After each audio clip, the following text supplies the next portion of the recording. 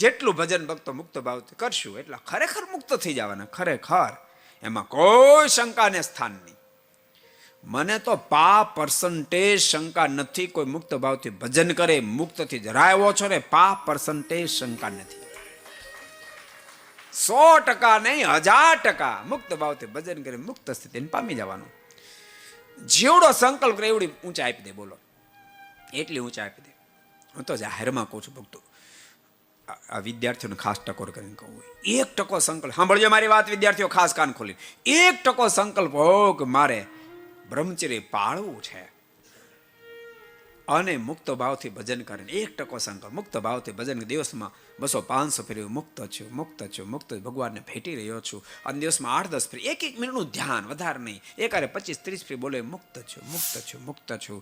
અને વચ્ચે ગેપ મળે, સ્નાન વગેરે કરવા જાય ત્યારે થોડી વાર ધૂની કરે. આટલું જો કરે ને, એક જેટલા બેઠા અહીંયા બેસે સાંભળે ને કહું ઘેરે બેસા, એક બ્રહ્મચર્યનું પાલન સંપૂર્ણ કરી શકે, સંપૂર્ણ.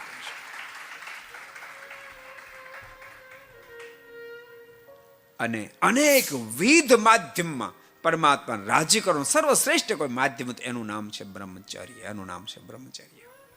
મહારાજ કે લાખ ગાંવ મારથી દૂર બેઠો તો મારી સાથે સાથે છે, એ મહારાજ મધ્યના 33માં બોલ્યા છે. એટલે જો તમે ભરોસો મૂકો તો થઈ જાય.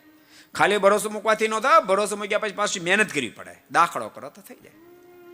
એટલે પુરુષોત્તમ નારાયણ આ ધરતી પર પધાર્યા, અનેક ફીર મહાપુરુષો પધાર્યા છે આ ધરતી પર, અને પરમેશ્વર આ ધરતી પર જ્યાં સુધી રહે, મહાપુરુષો જ્યાં સુધી રહે ત્યાં સુધી એ તો એનું કર્તવ્ય કરે છે, દાખલો કરે જાય.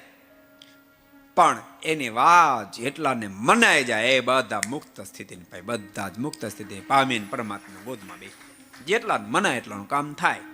સમજાણું? બુદ્ધિ વાપરવા જાય ટીકા કરી રાખી ટળી જાય, પણ જે લાગી જાય એ પાર ઉતરી.